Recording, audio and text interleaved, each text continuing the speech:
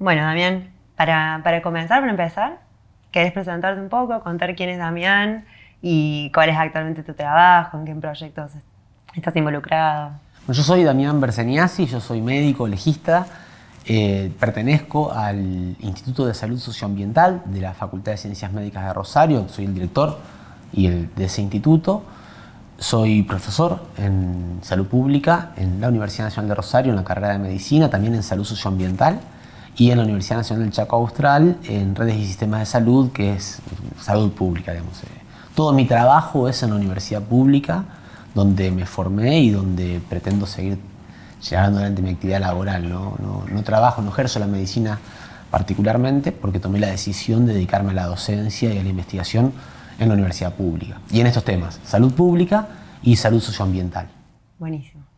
La primera pregunta que te voy a hacer es si se puede hablar de geopolítica de la enfermedad y, bueno, si querés hacer una pequeña contextualización. De hecho, nosotros empezamos a hablar de geopolítica de la enfermedad hace ya varios años para intentar explicar de qué se trata el proceso que se vivió en el mundo, particularmente en América Latina, desde la década del 70 del siglo pasado hasta nuestros días, de traspaso de los modelos de producción que son contaminantes y que originalmente tomaron impulso después de la Segunda Guerra Mundial en Europa y en Estados Unidos, hacia los países empobrecidos, justamente por ese mismo proceso de colonialización que se dio desde hace más de 100 años en muchos casos, y con la argumentación explicitada en algún momento por el entonces economista en jefe del Banco Mundial, que era Lawrence Summers, para fines del año 1991, de que ese organismo internacional de endeudamiento de naciones o de financiamiento, como le llaman algunos, debía estimular el traspaso de las industrias contaminantes desde los países, entre comillas, desarrollados hacia los países pobres, basado básicamente en tres principios, según él mismo explicitaba. El primero era que en estos países, que son los nuestros, los del sur, ya había muy poca contaminación. Entonces los territorios todavía podían soportar procesos de contaminación. El segundo punto que planteaba Lawrence Summers era que en estos países ya la gente se muere antes de otras cosas, entonces los problemas de salud que generan estos modos de producción no van a poder observarse, porque antes la mortalidad por otro tipo de enfermedades, fundamentalmente infectocontagiosas, hace de lo suyo.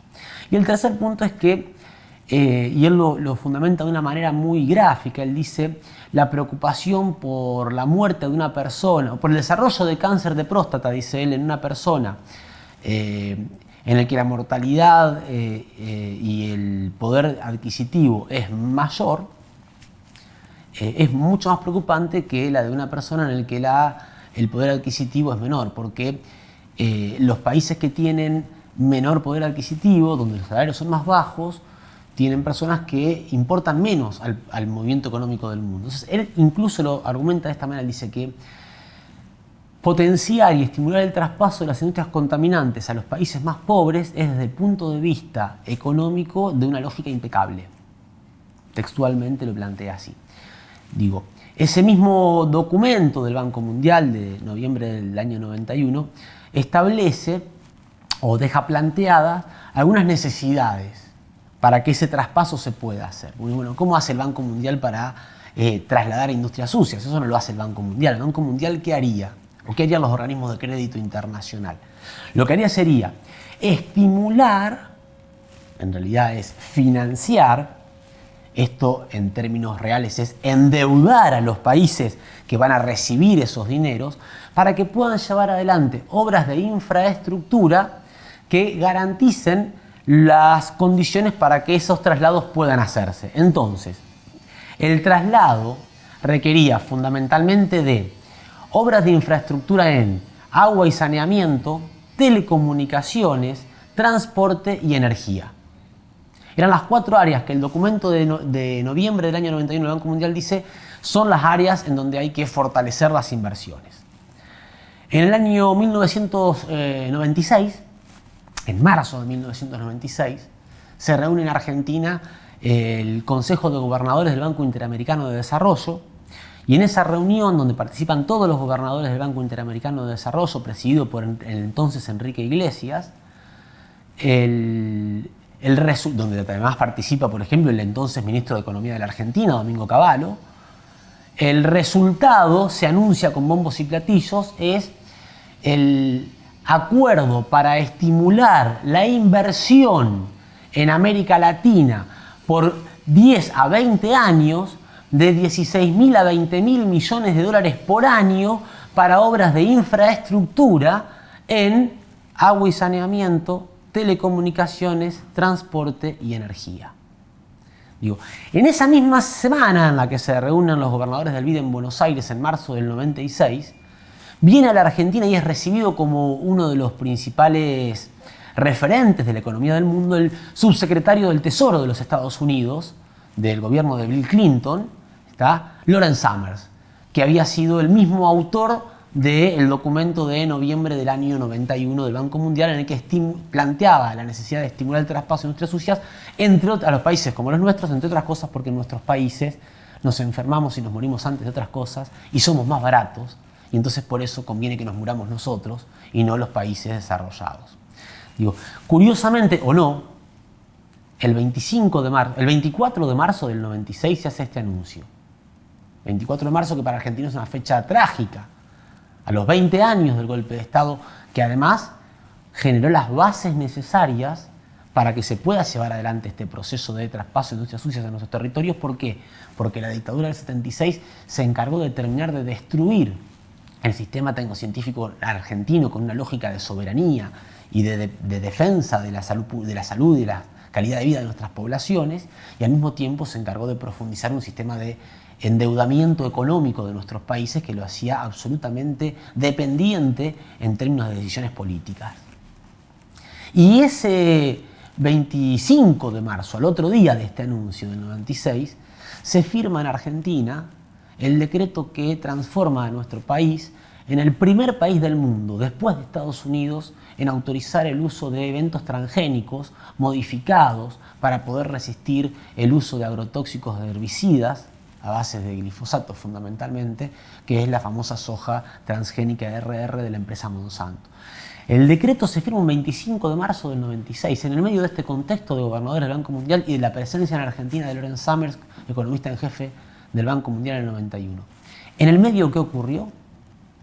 En el año 94, el mismo Banco Mundial elabora un documento que se conoce como Invertir en Salud, que es un documento en el que el Banco Mundial avisa a quienes tienen dineros para poder invertir en salud que las áreas para inversión en salud en América Latina eran las áreas de diagnóstico y tratamiento de enfermedades complejas, además de las reformas de los sistemas sanitarios que modifica una lógica de asistencia solidaria y de el Estado haciéndose responsable del cuidado de salud de la población para transformarlo en lo que fue el proceso de reforma sanitaria de los 90 en América Latina, en la lógica de los seguros de salud y del sálvese quien pueda también en términos de atención de la salud. Todo eso, desde nuestro punto de vista, contribuye a la construcción de sociedades que son cada vez más lábiles, sociedades cada vez con menores estructuras estatales para poder atender los cuidados de la salud, pero que además empiezan a tener cada vez más territorios afectados por modelos de producción extractivista y de una lógica de destrucción de las tramas sociales y de los vínculos entre las sociedades y la naturaleza, que potencia el desarrollo de enfermedades. Y ahí es donde para nosotros es clave el aporte que hace el médico eticista italiano Giovanni Berlin cuando nos dice que cuando lo que predomina es la enfermedad, lo que se pierde es la libertad.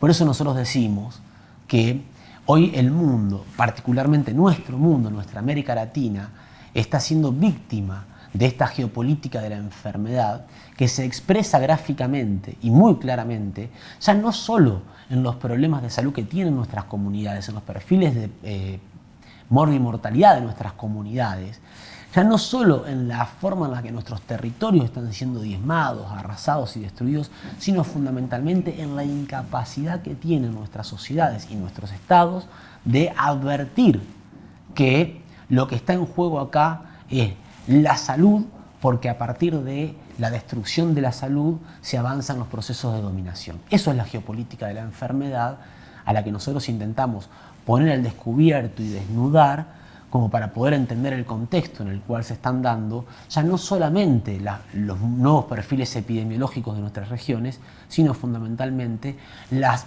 destrucciones de los territorios y los sistemas inmunológicos individuales y colectivos. Perfecto. No sé si querés hablar un poco sobre cómo se relaciona todo esto que estabas diciendo con lo de la soberanía alimentaria. Bueno, a ver, en este contexto de la geopolítica de la enfermedad, uno tiene que poder entender cómo es que para poder garantizar la salud, dicho en estos términos, ¿no? Para poder garantizar la salud, uno tiene que pensar que lo primero que necesita cualquier ser vivo para poder vivir, después de respirar, es comer.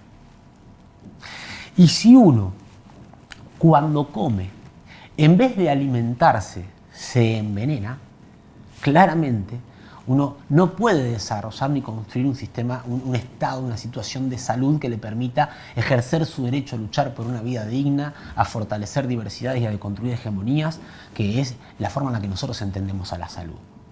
Entonces, ya en la década del 40 del siglo pasado, algunos senadores norteamericanos lo decían públicamente en debates en el Senado de los Estados Unidos, que era necesario para Estados Unidos dominar o controlar los sistemas de producción de comida o de alimentos de los países que Estados Unidos necesitaba tener como aliados, porque, y la expresión textual fue, un país que no tenga la posibilidad de garantizar la alimentación de su población es un país que es altamente vulnerable y altamente dependiente de nosotros.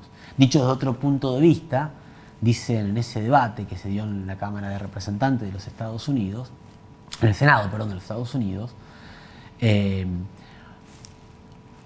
impedir que un país pueda producir los alimentos para su población es garantizar un país que dependerá de los Estados Unidos para poder existir.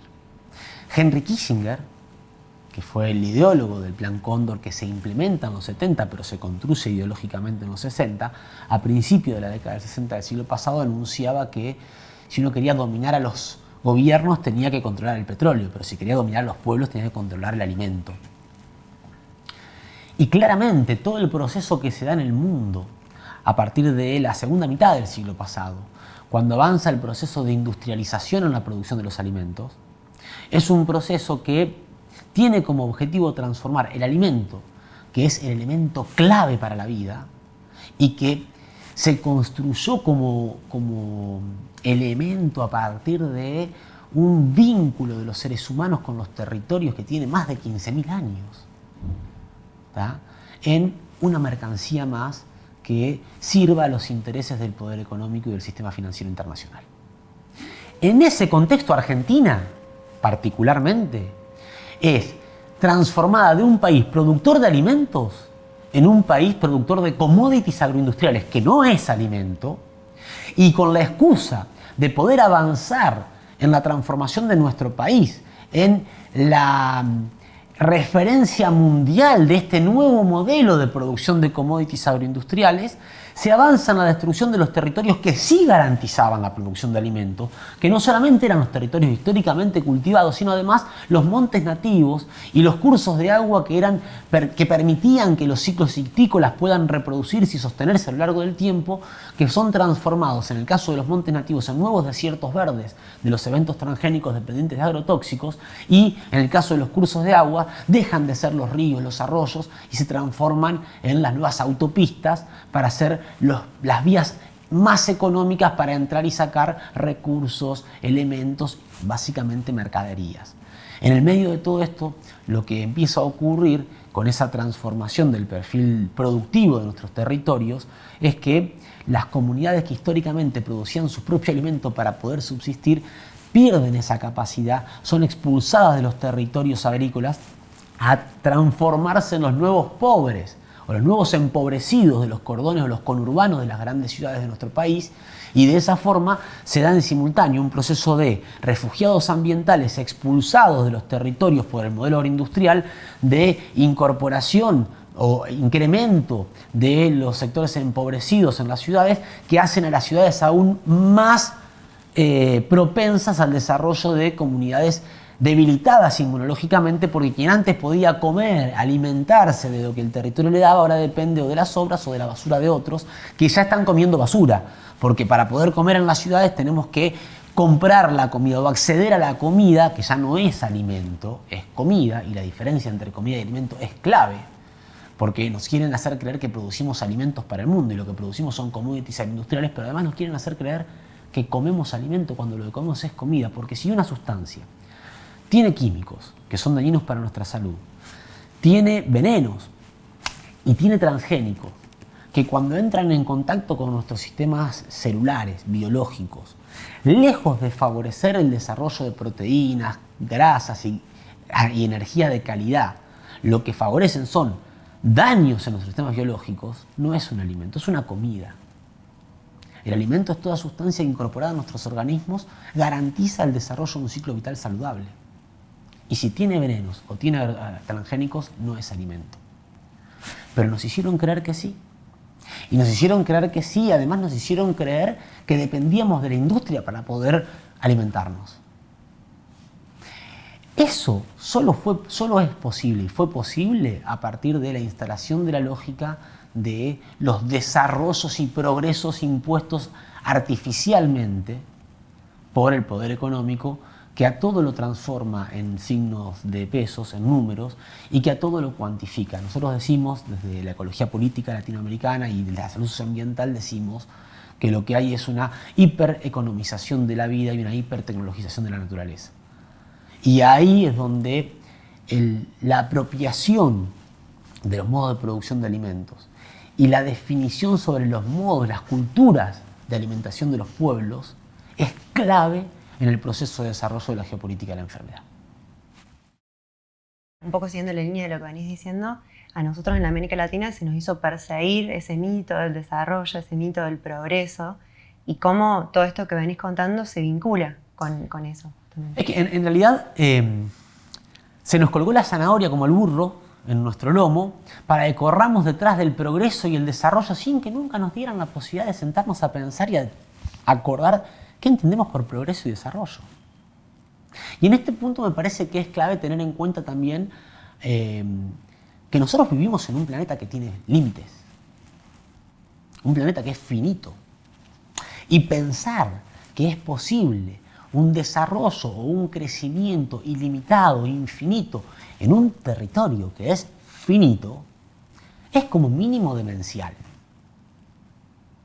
Además de una extraordinaria explicitación de el desconocimiento o la ignorancia respecto de dónde es que estamos parados por parte de quienes sostienen esas cosas.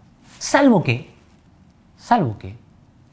algunos tengan muy claro lo que significa vivir en un territorio con límites finitos, que no permite el desarrollo y el crecimiento ilimitado indefinidamente, pero que utilicen esa metáfora con el objetivo de mantener distraídos y embarcados en una lógica suicida como sociedad y como planeta, ¿tá? Mientras a eso les permiten en sus territorios generar nuevamente las condiciones apropiadas para poder vivir saludablemente. Y cuando uno observa que, por ejemplo, hay sectores del mundo con poder económico y por lo tanto y militar y por lo tanto político para instalar políticas en otros lugares del mundo que estimulan políticas de limpieza de sus territorios, estimulan políticas de soberanía alimentaria en sus territorios, estimulan políticas de cuidado de los territorios y de los campesinos en sus territorios. Y en el simultáneo financian, sostienen, acompañan e impulsan las políticas de destrucción de otros territorios a manos de las corporaciones que con las sedes centrales en esos territorios que quieren limpiarse generan el dinero que esos territorios o esos estados necesitan. Entonces ahí uno podría entender mejor por qué en el mismo planeta están ocurriendo estas dos cosas en simultáneo.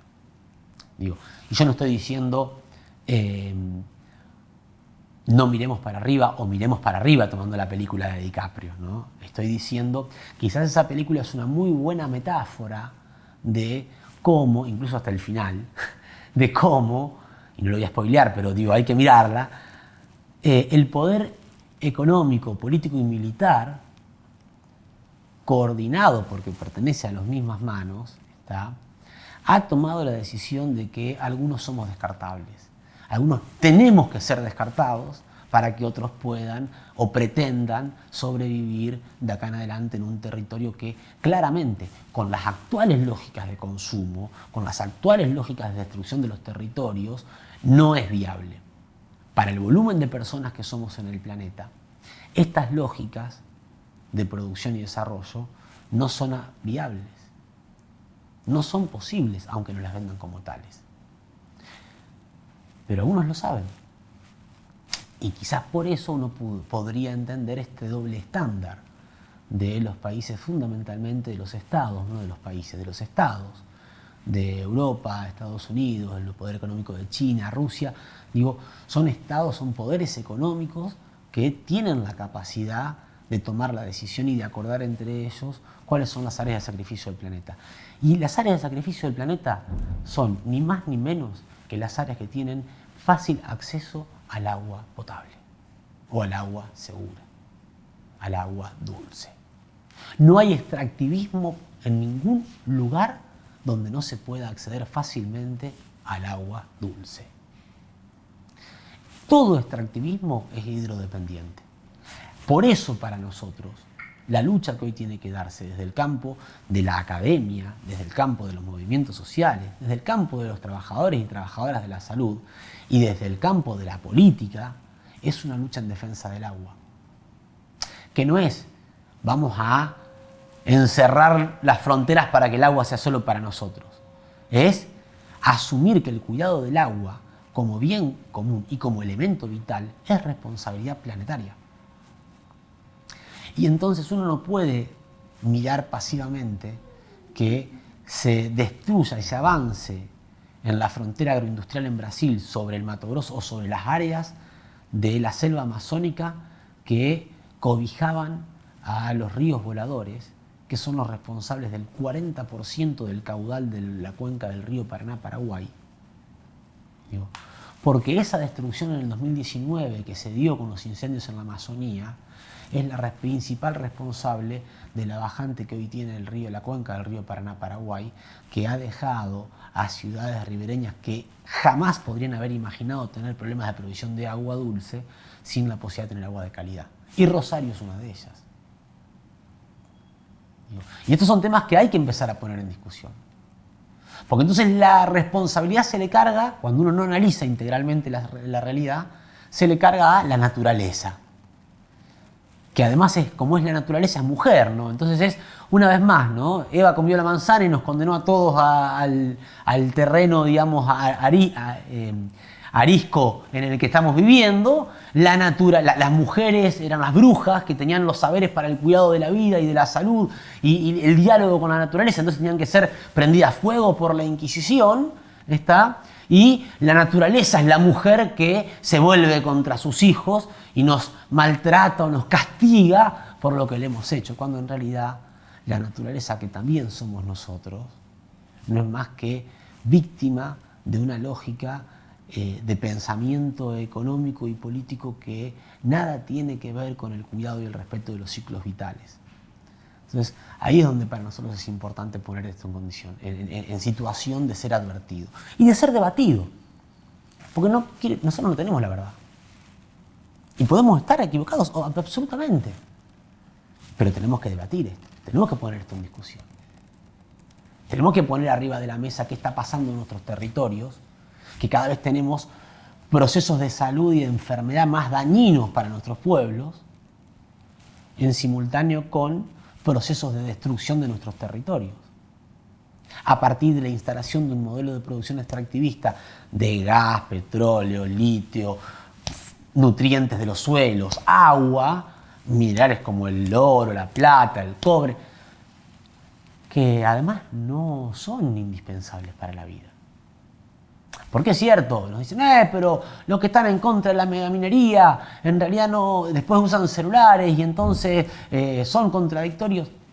En primer lugar, todos vivimos bajo una contradicción permanente. La vida es transitar la contradicción. Pero por otro lado, no es cierto que el oro, la plata, el cobre, el estaño y el litio que se está extrayendo a partir de la destrucción de territorios. Y cuando hablo de territorios hablo de comunidades, de pueblos, no solo de geografías, ¿está? Sea para garantizar la mejora de la calidad de vida de las poblaciones. Porque justamente esas poblaciones que viven en esos territorios son las que peor lo están pasando. Y lo cierto es que desde que, por ejemplo, avanzó la revolución industrial de la agroindustria, esa famosa revolución verde que denuncia Rachel Carson en su libro La Primavera Silenciosa hace ya 60 años, hasta hoy no se eliminaron los hambrientos del mundo. Desde que esta segunda o tercera revolución verde de los transgénicos y la biotecnología se instala en la década del 90 y hace a Argentina la punta de lanza a través de la cual se ingresa después en toda América Latina con transgénicos dependientes de agrotóxicos, ¿tá? No disminuyeron los hambrientos, ni de Argentina, ni de América Latina, ni del mundo. Lo cierto es que hoy, con la comida que se tira a la basura en el mundo, se podría alimentar, según datos de la FAO, alimentar, no darle de comer comida porquería, sino alimentar a 2 veces la cantidad de hambrientos que tiene el planeta. Entonces, el discurso de que la agroindustria viene a resolver los problemas del hambre del mundo ya fue absolutamente desnudado como falaz, y no por nosotros, hace ya más de 15 años. A 5 años, 10 años nomás de haberse instalado, ya se sabía que esto no era así. Primero que nada, preguntarte qué son los agrotóxicos, aunque parezca algo redundante, y también en cuanto relacionado a esto, ¿por qué hoy llamándole agrotóxicos todavía los consumimos como sin darle demasiada vuelta, o si te parece que funciona de esa manera? Toda sustancia química que incorporada en el territorio o que en contacto con una estructura biológica genera un daño es un tóxico. Pero si además es creada, producida, vendida y usada como un elemento, una sustancia para matar, es biocida. En la lengua española existen los sufijos y los prefijos. ¿Tá? Una sustancia que se utiliza para la producción agrícola generalmente utiliza el prefijo agro. Y una sustancia que químicamente genera daño, está preparada para matar, es un tóxico. Por eso agrotóxico es una palabra absolutamente válida para poder nombrar a las sustancias químicas que son fabricadas, son vendidas, son publicitadas y son utilizadas a partir de la intención de la Corporación Industrial Internacional de la Química como elementos claves para la producción agroindustrial. Ahora, ¿por qué se transforman en claves para la producción agroindustrial estas sustancias que son biocidas? Porque son biocidas. No es que son mejoradoras de la calidad de la proteína o son mejoradoras de la calidad de la grasa, no, son biocidas. ¿Por qué son claves? Porque los modelos agroindustriales que rompen con las lógicas de los ciclos vitales y que plantean que en un territorio hay que hacer durante todo el periodo de un año lo mismo, porque el territorio no es más que un conjunto de elementos de los que hay que apropiarse para poder beneficiarse, requiere de insumos que son externos a la naturaleza para poder garantizar esa producción. El volumen, y esto es una cuestión clave también en el tema de las escalas, el volumen de producción que se impone con el modelo agroindustrial, claramente no respeta los ciclos metabólicos de la naturaleza. El modelo agroindustrial, que es uno de los principales impulsores de los procesos de organización de las sociedades modernas, a partir de que en la revolución industrial se produce esta migración desde el campo hacia las ciudades, y hoy en el mundo más del 50% de la población vive en ciudades, y en América Latina más del 75%, y en Argentina más del 95% vivimos en ciudades, ese proceso está motorizado y sostenido por la agroindustria. Porque, como dijimos antes, cuando la gente se aleja de los territorios rurales y se traslada a las ciudades, pierde la capacidad de producir su propio alimento. ¿Y quién produce el alimento si no hay gente en los territorios? Bueno, tiene que ser la agroindustria. Y la agroindustria produce comida, no produce alimentos. Y esa comida que produce, como es artificialmente generada, requiere de insumos artificiales. Y ahí es donde entran en juego los agrotóxicos. Con un agregado. En la década del 90 se patentan los eventos transgénicos para la agroindustria, que son el primero, el pionero, el icónico, es la soja transgénica de la empresa Monsanto, hoy Bayer, que es un evento que lo que tiene es la modificación genética que le permite resistir más cantidad de un herbicida que vendía justamente Monsanto, que era el glifosato. Pero no es glifosato, es un herbicida a base de glifosato, que se llama Roundup, y que además viene asociado a una serie de surfactantes y de otras sustancias químicas que le dan más potencia a ese glifosato. Ese evento transgénico resistente al glifosato lo que garantizaba era que en todo territorio donde se sembrase la semilla transgénica que estaba preparada para resistir al glifosato, se podía utilizar mucho herbicida de base a glifosato y de esa forma no poner en peligro el producto que querían hacer crecer, que era este evento transgénico, y matar todo lo que había alrededor. A partir de que se mata todo lo que hay alrededor, entonces este evento transgénico puede producir mejor, porque puede ocupar territorios que antes hubieran ocupado otras especies. Y así es como este modelo de producción agroindustrial de transgénicos más agrotóxicos, o transgénicos dependientes de agrotóxicos, un modelo que Eduardo Cerdá, un ingeniero agrónomo que es referente a agroecología, denomina como adicto a los agrotóxicos, se impone en nuestros territorios. Ahora, se impone en nuestros territorios porque los productores eran unos necios, eran unos desesperados por ganar dinero. No, se impone en nuestros territorios porque antes del año 96, cuando se aprueba este decreto que permite los transgénicos en Argentina, cuando en ningún otro país del mundo se permitían, salvo en Estados Unidos, hubieron 10 años de destrucción de los productores agropecuarios de nuestro país, de los pequeños y medianos productores. Se los destruyó, se los ahorcó, se los obligó a que dejen sus tierras, se les remataron sus terrenos, se los expulsó a las ciudades y claramente los pocos que sobrevivían, cuando les mostraron un elemento que podría parecerles un salvavidas, y de hecho lo fue en un principio para casi todos, ¿cómo no se van a agarrar? Y encima les funcionó a muchos. Y les funcionó muy bien a algunos. Porque desde la instalación de este modelo de producción agroindustrial hasta hoy en Argentina, según los datos del Censo Nacional Agropecuario, datos oficiales, cada 2 horas desapareció un productor en nuestro país. Entonces no es cierto que este modelo además garantiza el despegue económico de lo que se conoce como el campo. ¿Qué es el campo? Algunos capitales de dinero con posibilidad de comprar o avanzar sobre aquellos que se veían ahorcados tuvieron muy buenas posibilidades de desarrollarse.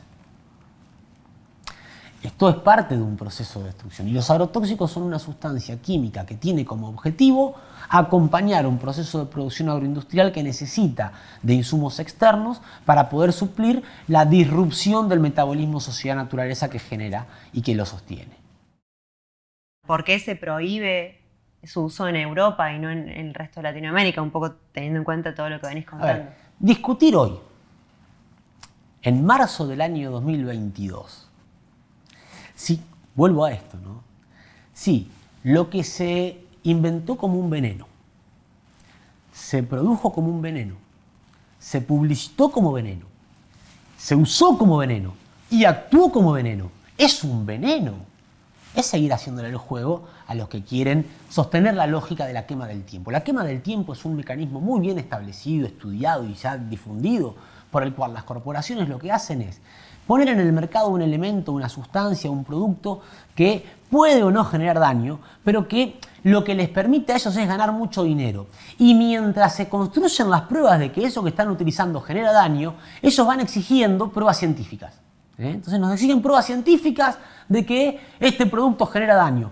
Cuando las víctimas logran construir esas pruebas porque la evidencia es tan grande en los perfiles epidemiológicos que ya no se puede negar, el proceso de enriquecimiento que tuvieron las corporaciones con la venta de ese producto fue tan grande que pagar las pocas multas o los pocos juicios que puedan tener no les implica demasiado. Bayer ha perdido todos los juicios que tuvo en Estados Unidos hasta ahora con fallo por el uso del Roundup en los territorios agroindustriales o en los jardines, los perdió.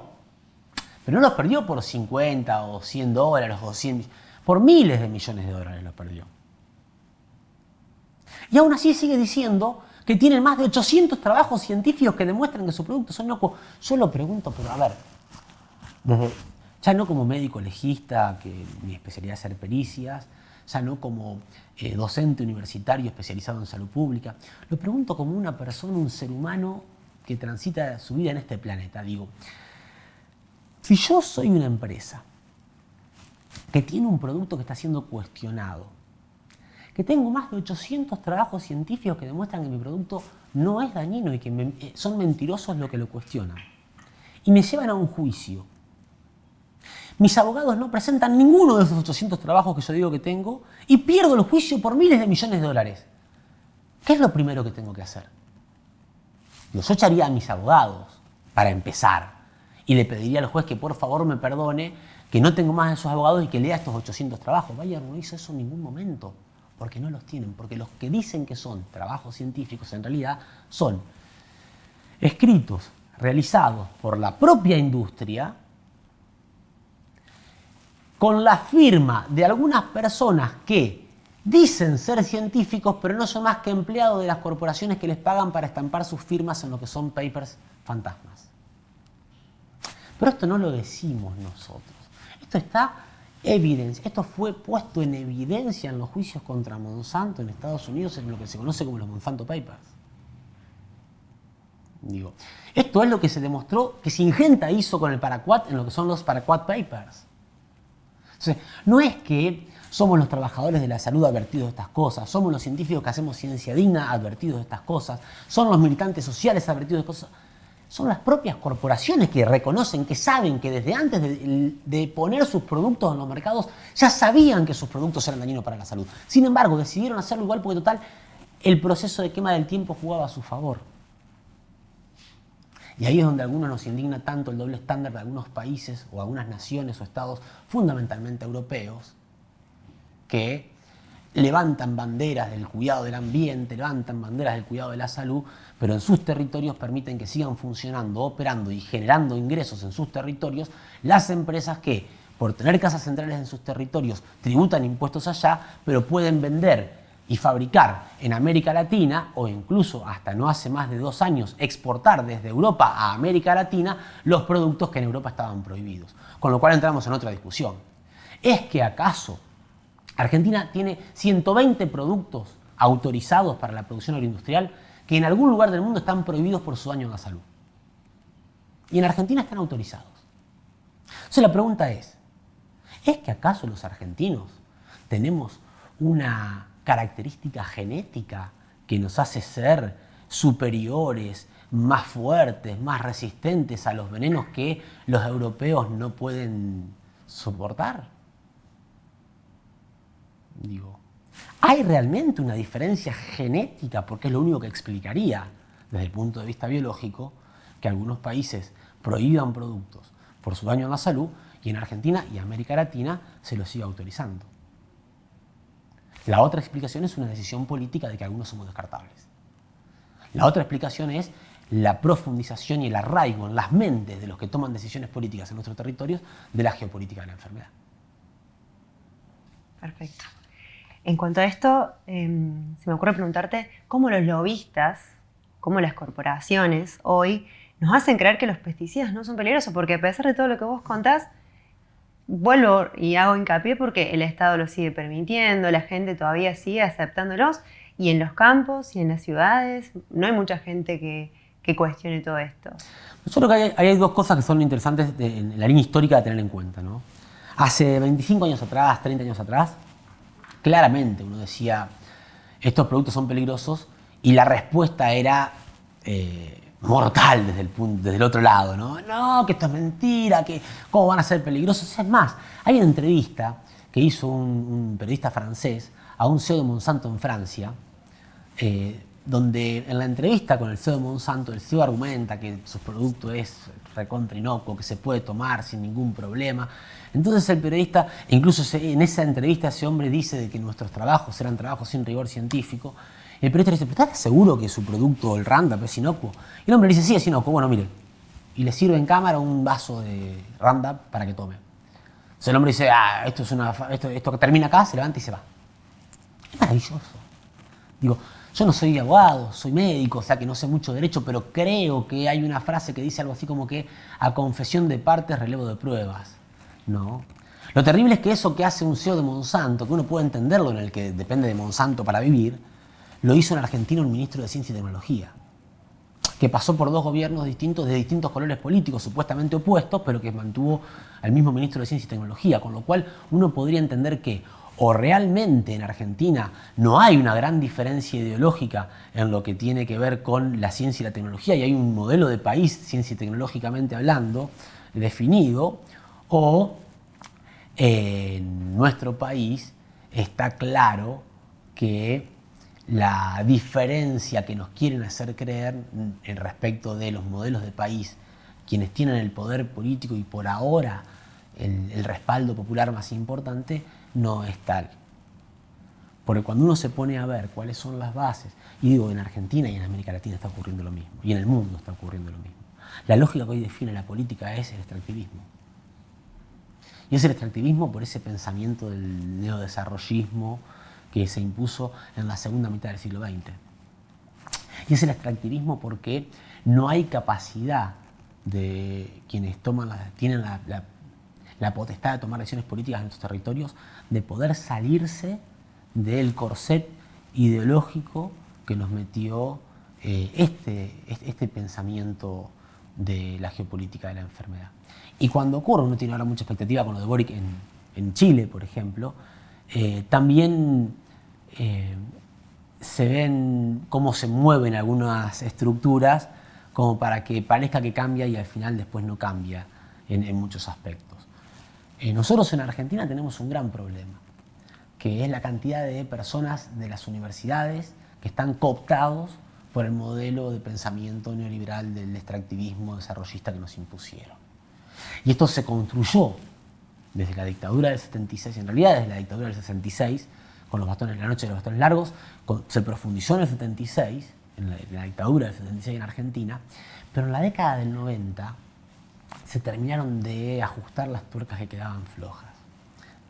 Y quita de presupuestos a los sistemas tecnocientíficos y educativos en nuestro país para que el dinero que ya no daba el Estado sea aportado por las corporaciones, por las industrias, en una lógica que se nos instaló como de los beneficios de las asociaciones público-privadas, ¿verdad? No fueron más que extractivismo académico, donde las corporaciones vienen a, por 2 o 3 migajas, llevarse la producción intelectual y científica que el Estado garantiza con los sistemas tecnocientíficos, con el financiamiento del sistema tecnocientífico, pero que además lo hace en sentido que necesitan las empresas, para que después las empresas hagan lucro con eso.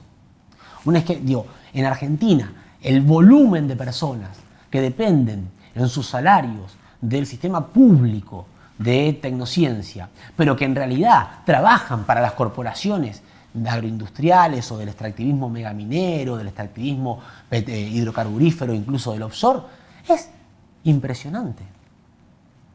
Entonces hay un juego en el campo de las representaciones sociales. Hay un juego en el campo de las representaciones sociales que se sostiene con el discurso de las 2 bibliotecas. Algo que es muy provechoso para esas lógicas, ¿no? Bueno, hay 2 bibliotecas, entonces pueden ser cualquiera de las 2. Y en realidad nosotros insistimos en esto, que hay que ser absolutamente claro. No existen 2 bibliotecas en términos de lectura sobre lo que ocurre y lo que implica el extractivismo. Hay una biblioteca científica que es construida por los sistemas científicos independientes de conflictos de intereses que responden a las necesidades de los pueblos y de los colectivos que trabajan en los territorios, y hay un revistero, no podemos llamar a biblioteca, es un revistero de pasquines producidos, financiados, escritos por las corporaciones que firman algunos empleados de esas corporaciones que le piden al Estado o que obtienen del Estado títulos de científicos para poder seguir haciendo de las suyas. Y esto tiene que ser dicho. Uno se gana muchos enemigos con esto, claramente. Lo estamos sufriendo en carne propia dentro de esta misma facultad. Pero tenemos que decirlo. Porque si callamos somos cómplices. Y no tenemos cómo mirar a los ojos a nuestras hijas y a nuestros hijos después cuando nos reclamen, ¿vos qué hiciste cuando esto estaba pasando? ¿Cuál es la respuesta internacional de organismos como la ONU, la FAO, con todos estos estudios que hay? Yo sé que vos participaste en una reunión. ¿Querés contar un poco tu experiencia con eso? El tema de los organismos internacionales es muy interesante.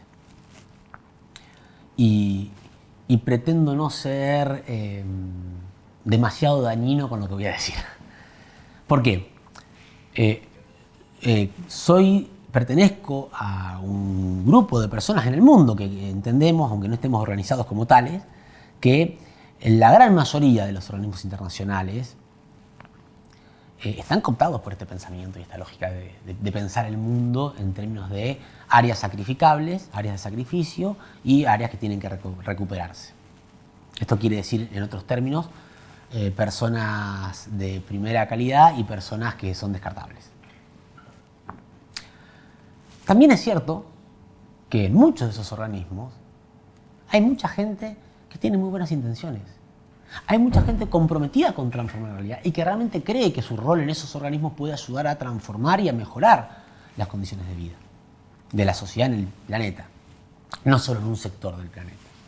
Entonces, ir contra los organismos internacionales, digo, Naciones Unidas, la OMS, la OPS, la FAO, yo creo que puede servir en términos de impacto, de comunicación general, pero que cuando hablamos en el campo de los espacios académicos y demás, tenemos que ver de qué manera nosotros hacemos esta salvedad. Hecha esta salvedad, claramente, la FAO, la misma OMS, y ni hablar de Naciones Unidas, han cumplido un rol que ha sido el rol que necesitaba el poder económico, político, mundial y militar para poder instalar esta lógica de la geopolítica de la enfermedad a nivel planetario. Si no, no se hubiera podido hacer. No se hubiera podido hacer. Digo, la OMS, que en la década del 70, fines de la década del 70 del siglo pasado, se convoca en Alma-Ata para construir una lógica y elaborar una estrategia de atención primaria a nivel global que tenía como lema salud para todos en el año 2000, en la década del 80 es cooptada por los técnicos que salen del Banco Mundial y se instalan en los organismos, en los escritorios de Washington de la OMS y claramente empieza a funcionar en esa línea. Y entonces el invertir en salud del Banco Mundial que cae justo con las políticas que estimulaba OMS y OPS en América Latina en ese mismo periodo de tiempo, de las reformas sanitarias en nuestra región, para transformar la responsabilidad del cuidado y de la oferta de los servicios de atención de las enfermedades y cuidado de la salud en una oferta de seguros que tenía que ver más con la lógica del mercado y con la lógica del derecho. Digo, la FAO, que tuvo como máximo referente hasta no hace mucho a alguien que hablaba de la importancia de la agroecología y la importancia de los agricultores agroecológicos para poder cuidar y garantizar no solamente la alimentación de verdad de todo el planeta, sino el enfriamiento del planeta, ¿está? Es la misma FAO que sostiene organismos de trabajo en conjunto con la OMS que trabajan en la categorización de químicos a partir de los informes que le dan las corporaciones productoras de venenos. Entonces, estas cosas hay que ponerlas en discusión, porque tienen que ver con esto que decíamos al principio, ¿no? Todos transitamos nuestras vidas alrededor de las contradicciones. El problema es que las contradicciones de algunos tienen mucho más impacto dañino que las contradicciones de otros. Y si hoy todavía tenemos una gran dificultad para poder explicitar y que se asuma lo que las mismas corporaciones ya han asumido. Digo, cuando empezamos con esta discusión de los agrotóxicos en Argentina, cuando se empezó la discusión de los transgénicos en Argentina en la década del 90 del siglo pasado, quienes se oponían a esto eran fundamentalistas, anticientíficos, y no había forma, es más, no había trabajos científicos que demostrasen que eran dañinos para la salud estos productos. Resulta que los mismos que decían no hay nada científicamente comprobado del daño a la salud de estos productos son los que hablan de buenas prácticas agrícolas porque si el veneno se usa bien parece que deja de ser veneno. Y esta lógica de las buenas prácticas es buenas prácticas agrícolas, buenas prácticas de laboratorio, buenas prácticas académicas. Es la lógica de buena práctica. ¿Qué es buena práctica? ¿Para quién buena práctica? Es una práctica ordenada dentro de los márgenes que establece el poder económico y político y militar mundial para que uno pueda moverse y hacer su acción en función de las necesidades de ese sistema. Eso es buena práctica. Esa es la lógica de las buenas prácticas. Entonces, si los mismos que nos decían que no había ningún elemento científico que demostrase que los venenos eran venenos hace 30 años atrás, hoy nos dicen que ya nadie niega que son dañinos, pero si se usan mal son dañinos, si se usan bien no son dañinos. Pero vos no eras el mismo que decía hace 30 años que no era verdad que fuesen dañinos. Ahora me decís que son dañinos si se usan mal, pero si se usan bien no son dañinos. Dentro de 20 años, ¿qué me vas a decir? Bueno, no hagamos futurología. Seamos científicos y serios. ¿Qué pasó con el DDT? ¿Y con el endosulfán? ¿Y con el paraquat? ¿Y con los herbicidas en base de glifosato? Digo, y es lo mismo con el 2,4-D, y es lo mismo con el dicamba, y es lo mismo con el glufosinato de amonio. Es la lógica de la quema del tiempo instalada como una lógica racional en una sociedad absolutamente irracionalizada por este modelo de pensamiento. Y ahí es donde nosotros tenemos que decir, lo que hoy nos dificulta el trabajo ya no son las corporaciones. Esto es lo más terrible. Hoy lo que dificulta que se pueda reconocer el daño que estos modelos de utilización de venenos dependientes nos están generando son los mismos sistemas tecnocientíficos cooptados por el pensamiento de la modernidad insustentable. Y ahí es donde está, desde mi punto de vista, el mayor triunfo de este modelo, de este pensamiento, esta epistemología de la modernidad insustentable. En haber logrado que los defensores de la destrucción no sean los que se benefician con la destrucción, sino que también sean las víctimas de esa destrucción, en la convicción de que ellos no van a ser víctimas. Creo que ese es el mayor desafío que tenemos quienes estamos asumiendo que hoy estamos transitando un momento en la historia de la humanidad y del planeta sin precedente que no nos da margen de tiempo para seguir haciéndonos los distraídos. Sin dudas, el principal problema de salud del mundo hoy no es el COVID-19, ni lo fue nunca. El principal problema de salud del mundo es el calentamiento global a partir del cambio climático. Y esto hay que decirlo con todas las letras. Sin embargo, al menos en Argentina, me sobran 4 dedos de la mano para poder decir cuáles son las carreras de medicina de universidades públicas que han incorporado lo que significa el calentamiento global y el cambio climático con su impacto en la salud, en los programas de estudio de formación de los trabajadores de la salud, que son los que van a tener que hacer frente a la atención y el cuidado de la salud, la vida y las enfermedades de los que en 10 a 15, 20 años transiten por esos territorios. ¿De qué estamos hablando? Ahora, no me alcanzan las 2 manos y los 2 pies con sus 20 dedos para contar las carreras en nuestro país que están en algún lugar de su carrera estimulando a los estudiantes a ponerse a trabajar en producir saber o prácticas o tecnologías que les sirvan a las corporaciones del mundo, que lo que tienen como objetivo es seguir transformando y profundizar y acelerar la lógica de destrucción de los territorios y de nuestros cuerpos para poder garantizar su salvación.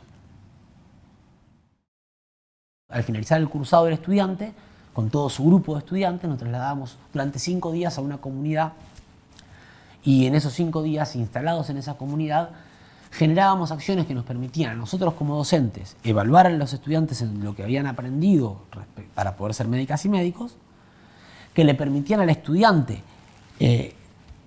desarrollar las habilidades y las actitudes que había incorporado en sus 6 años de carrera, fundamentalmente en los últimos 9 meses, y que le permitiera a las comunidades, y ese era el otro gran desafío, identificar a la universidad pública como una estructura no burocrática ni expendedora de títulos, sino como una herramienta que puede ayudar a trabajar en el mejoramiento de su calidad de vida. ¿Y cómo hacíamos eso? Bueno, dijimos, ¿por qué no aprovechamos y con la evaluación final construimos una información que nos permita tener una idea de cuál es la situación de salud de las comunidades a dónde vamos. No hay buenos registros, estamos hablando del año 2009. En Argentina no había buena calidad de registros en salud en ese momento, hoy están un poco mejor. ¿Está? Y en las comunidades de menos de 5.000 habitantes directamente no hay registro. O sea, la encuesta nacional de salud, por ejemplo, que es una de las dos principales fuentes de información en salud en Argentina, está el censo, la encuesta nacional de salud, o la encuesta nacional de nutrición y salud, y la encuesta nacional de factores de riesgo, y está también los registros que hacemos los trabajadores de salud en nuestra práctica profesional en los sistemas públicos. ¿Está? La encuesta nacional de salud, la encuesta nacional de nutrición y salud y de factores de riesgo no se hacen en comunidades de menos de 5.000 habitantes. Entonces dije, bueno, hay comunidades en Argentina de esa cantidad de personas, vamos ahí a construir esa información. Entonces así surge el campamento sanitario, con esa idea. Porque además entendíamos que si nosotros como universidad podíamos producir, construir la información de la situación de salud de la región, podíamos después orientar los planes de estudios para que nuestros trabajadores, nuestros egresados tuviesen una perspectiva de lo que está ocurriendo en el territorio y en vez de estudiar la fiebre de las rocallosas, que nunca vamos a ver acá, estudiar cuáles son los problemas que estábamos teniendo acá, que no sabíamos cuáles eran. Así empezamos con los campamentos sanitarios, además transformando la masividad de la universidad pública, que es una característica para nosotros maravillosa de la Universidad Pública Argentina y que nuestra facultad, particularmente medicina, había sostenido durante incluso el peor momento de la década del 90 del siglo pasado, donde se cerraron los ingresos en las carreras de medicina en Argentina. Nosotros logramos, solamente 3 años estuvo cerrado acá en Rosario, después logramos volver a abrirlo. Digamos, que la masividad también sea una herramienta que la comunidad vea como beneficiosa. Entonces dijimos, bueno, a ver, vamos con los grupos de estudiantes, entre 100, 150, 250 estudiantes, íbamos a comunidades de entre 5 y después fueron 10.000 habitantes, tenemos algunas de un poco más, a recorrer esas comunidades con los estudiantes, con los referentes locales, hablar casa por casa con cada una de las vecinas y vecinos que viven en ese lugar, preguntándole en su domicilio cuáles son los problemas de salud que tienen quienes viven en ese domicilio. Y de esa forma construir un perfil epidemiológico referido por las comunidades que nos dé una idea del estado de situación de salud en esos lugares. A partir de ese recorrido identificamos en los lugares a donde empezamos a ir, que vamos además porque nos convocan los intendentes o los presidentes comunales cuando se enteran que estamos llevando adelante este proceso, no los elegíamos nosotros de antemano. Eran los intendentes o presidentes comunales por motus propio o porque la comunidad se los pedía, pero los que nos llamaban, nosotros empezamos a ver que hay un perfil epidemiológico que se empieza a repetir localidad tras localidad y que no coincide con el perfil epidemiológico nacional. O sea, de acuerdo a los datos nacionales en las enfermedades crónicas no transmisibles, el perfil epidemiológico de Argentina eran las enfermedades cardiovasculares, en realidad tenía que ver con los problemas cardiovasculares, la diabetes como segundo problema crónico en Argentina, y después seguían pasando algunos problemas, pero por ejemplo el hipotiroidismo no aparecía en los registros nacionales. Y cuando nosotros empezamos a hacer estos pueblos, encontramos que la segunda enfermedad crónica más frecuentemente referida por la comunidad en la pregunta de qué problema de salud tienen usted o a uno de sus miembros de la familia, y corroborada con la pregunta de qué medicación consume, para poder con eso identificar, digamos, cuánto había de coherencia en una y otra respuesta, el hipotiroidismo, o sea, la disfunción de la glándula tiroides, era la segunda enfermedad más frecuente después de los problemas cardiovasculares. Y los problemas respiratorios aparecían como una enfermedad también frecuente. Y los problemas neurológicos empezaban a aparecer entre los 10 principales problemas de salud, incluso en personas de menos de 60 años, Alzheimer y Parkinson, en personas de menos de 60 años. Entonces, cuando empezamos a ver que esto se repite en las distintas localidades que vamos haciendo, y entonces empezamos a decir, ¿qué está pasando acá? Y la gente misma en las entrevistas nos decía, cuando le preguntábamos al final de la entrevista, ¿hay alguna fuente de contaminación que usted identifique o algún problema de salud? Y lo preguntábamos al final para no condicionar las respuestas anteriores. Nos decía, sí. Y hacían referencias a la producción agroindustrial, con el campo, los mosquitos, las fumigaciones. Los mosquitos son esas máquinas que fumigan, ¿no? Las fumigaciones, los aviones que fumigan, los venenos. La gente nos planteaba eso. Nos a ver, ¿será que tienen razón? ¿Será que pasa algo? Entonces empezamos a hacer dos cosas. Por un lado, cuando volvíamos a Rosario con esos datos, georreferenciábamos y decíamos, a ver, ¿a cuánto vive la gente que dice que tiene este problema del lugar donde utilizan este tipo de modelos o se instaló este modelo de producción? Y el 90% vive a menos de 1000 metros del lugar donde se utilizan agrotóxicos para la producción agroindustrial. Porque todos estos pueblos resultó ser que habían quedado en el medio de las áreas de producciones agroindustriales de transgénicos asociados a agrotóxicos.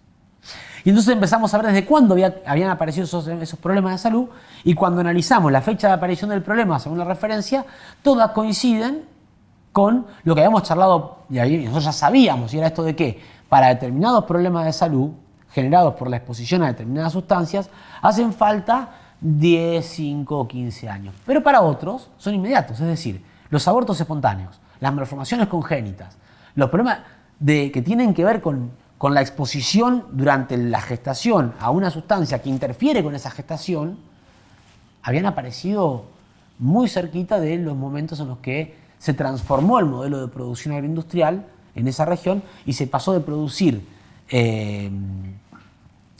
cereales, alimentos, a producir commodities agroindustriales como soja transgénica, maíz transgénico, y entonces se incrementó el uso de venenos, porque no nos olvidemos que los transgénicos son asociados a venenos, y en Argentina se incrementó más de un 1000% el uso de venenos en un incremento de superficie que no superó el 50%.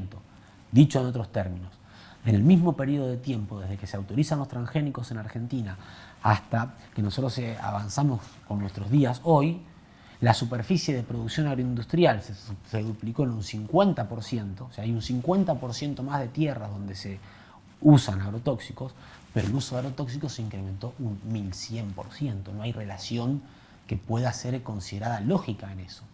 Para una mejora en el rendimiento del 18%. O sea, no es que tampoco con esto mejoramos el rendimiento por hectárea en gran cantidad. Digo, ese incremento del 1100% del uso de venenos, nosotros lo hemos reflejado en los problemas de salud. Pero cuando hacemos ese cruce, decimos, bueno, a ver, ¿qué se está usando de químicos en estos lugares? Vamos a ver qué se usa de químicos.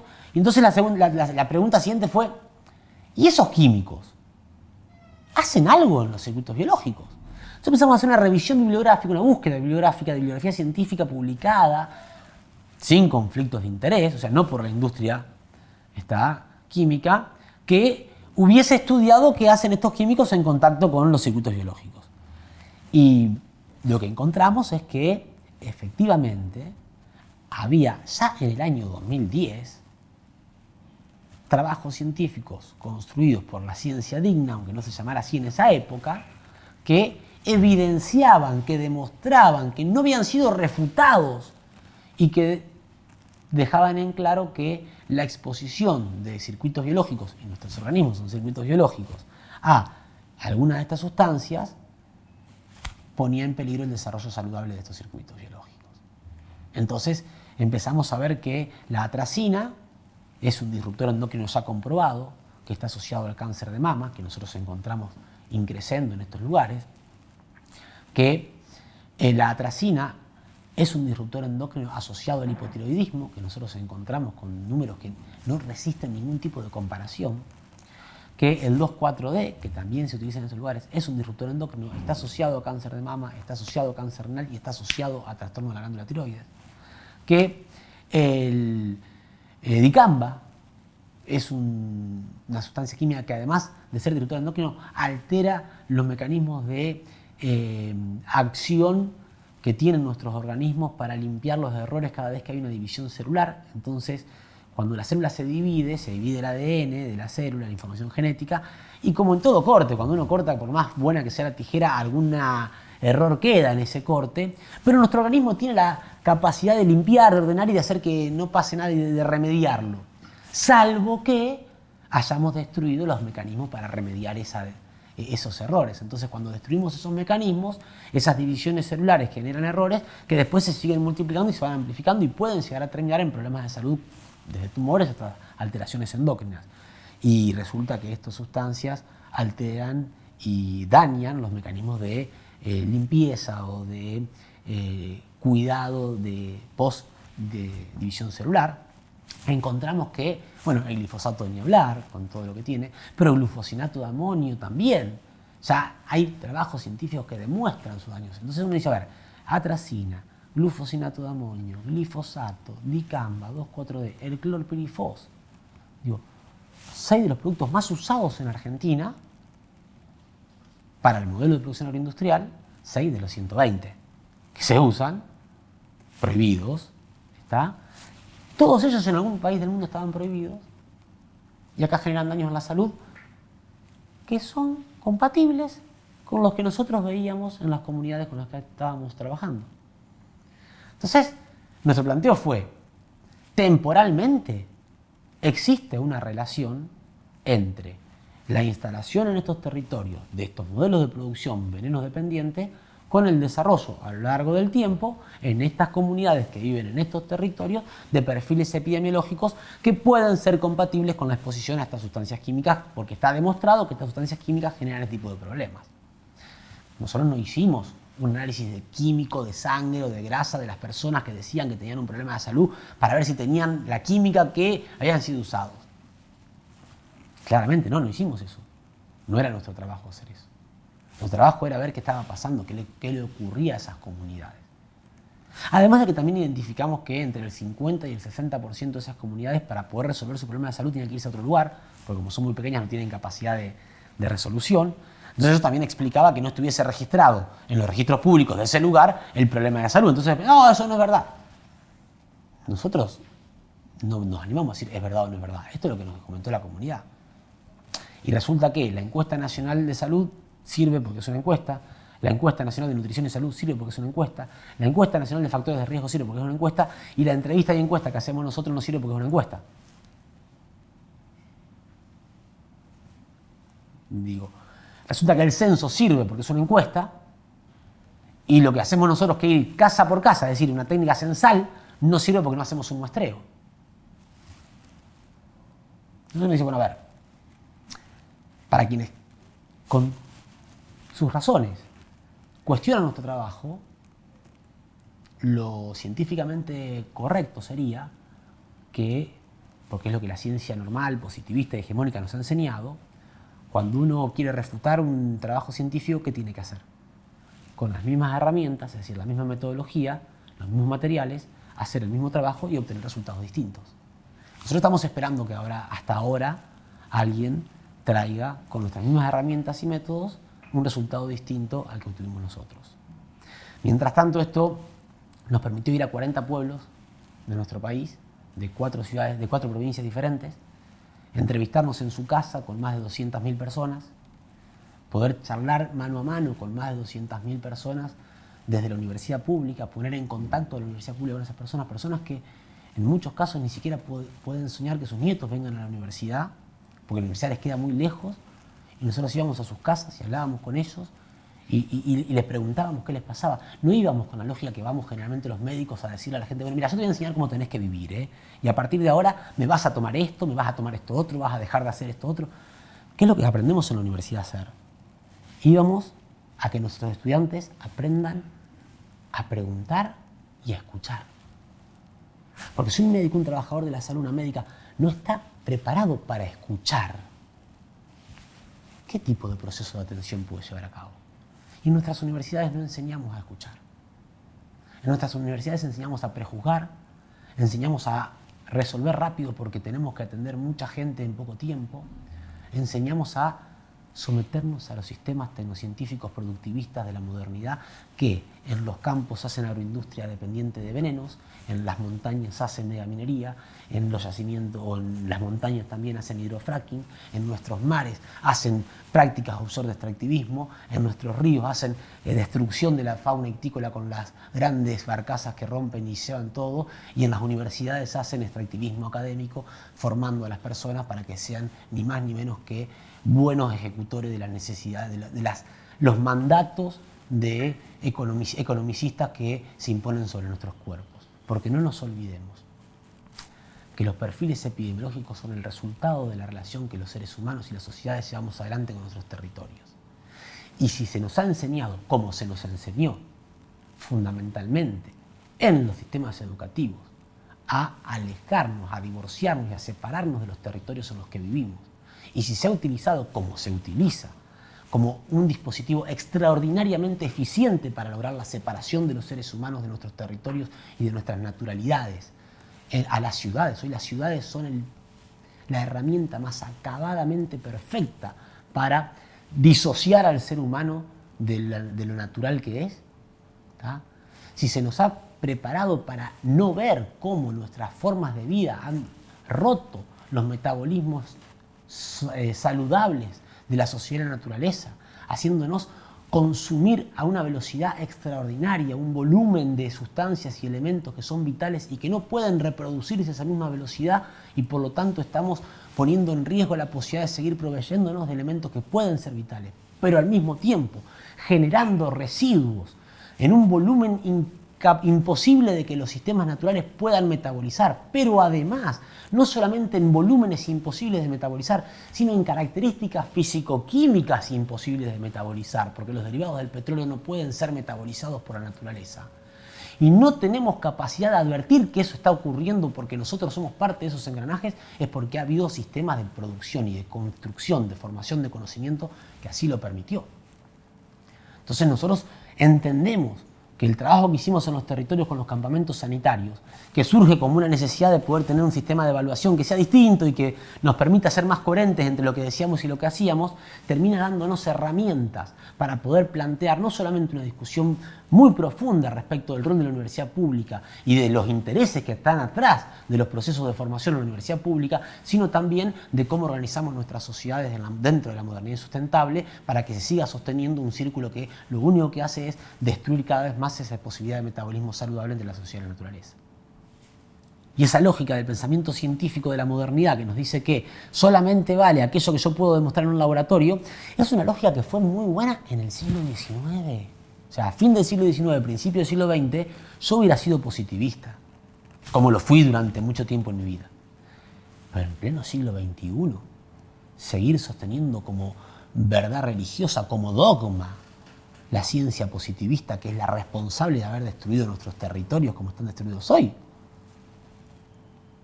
a la luz de la cantidad de elementos que han evidenciado las fallas que tiene ese modelo de pensamiento para poder entender lo que ocurre con nuestras vidas, como mínimo entendemos que tiene que ser puesto en discusión. Entonces, a nosotros nos moviliza mucho, por ejemplo, que sean mujeres de Córdoba, de un barrio de Córdoba, cuyos hijos se han enfermado y se han muerto de enfermedades que no deberían ser habituales y a las que no deberíamos acostumbrarnos en nuestros territorios, las que tengan la información epidemiológica georreferenciada de lo que ocurre en su lugar de vida, en su territorio, antes que el sistema de salud local. A nosotros nos convoca que sea una madre cuyo hijo se muere de una leucemia o de una enfermedad oncohematológica en el conurbano bonaerense, una madre cuyo hijo se atiende en un hospital donde conoce ella a las madres de otros niños de su mismo barrio que tienen el mismo problema, la que piense, quizás hay algo en el barrio, y no lo haya pensado ni un solo profesional de la salud que está del equipo que atendía a todos los niños o a niños de un mismo barrio con una misma enfermedad. Y que es esa madre la que logra poner en discusión, así como las madres de Ituzaingó ponen en discusión el impacto de la agroindustria de transgénicos asociados a venenos sobre la salud, esta madre pone en discusión el impacto de los transformadores que son enfriados con el aceite base de PCB, que es altamente dañino contaminante y que hoy está prohibido gracias a que esa madre puso en evidencia algo que el sistema de salud tuvo delante de sus ojos y no vio. Nos llama la atención y nos convoca que sean los pueblos los que salgan a las calles a decir nos estamos enfermando y muriendo y no haya un solo médico, médica, trabajador de la salud diciendo acá está registrado esto y coincide en el tiempo con que apareció esta otra alteración del territorio. Entonces ahí cuando decimos, bueno, no podemos no intentar, digo, no sabemos si lo vamos a encontrar, pero no intentar buscar qué está pasando. Pero por sobre todas las cosas, no podemos seguir dejando solos a esta gente. Porque cabía la posibilidad de que estuviesen equivocados, claramente. Pero si estaban equivocados, desde nuestro punto de vista, la respuesta no era la respuesta que se le daba desde el Estado y desde todos los sectores, que era, y son las locas del pueblo. O como pasó en Entre Ríos, donde un grupo de niños de una escuela secundaria, para un trabajo de su escuela, salieron niños de una escuela secundaria, gurisas y gurises de una escuela secundaria en un pueblo de Entre Ríos, salieron a la calle a recorrer casa por casa, todas las casas del pueblo, a preguntar de qué se habían enfermado y de qué se habían muerto, los que se habían enfermado y muerto en ese pueblo en los últimos años, y construyen un mapa que dice, che, estamos muriéndonos y enfermándonos de cáncer, Y cuando se lo llevan a las autoridades sanitarias, donde, mira, esto fue lo que encontramos hoy, dicen, no, ustedes son chicos, esto no tiene ningún rigor científico. ¿Dónde está el compromiso social de los trabajadores de la salud? ¿Dónde está el compromiso social de la universidad pública que hace oídos sordos a eso?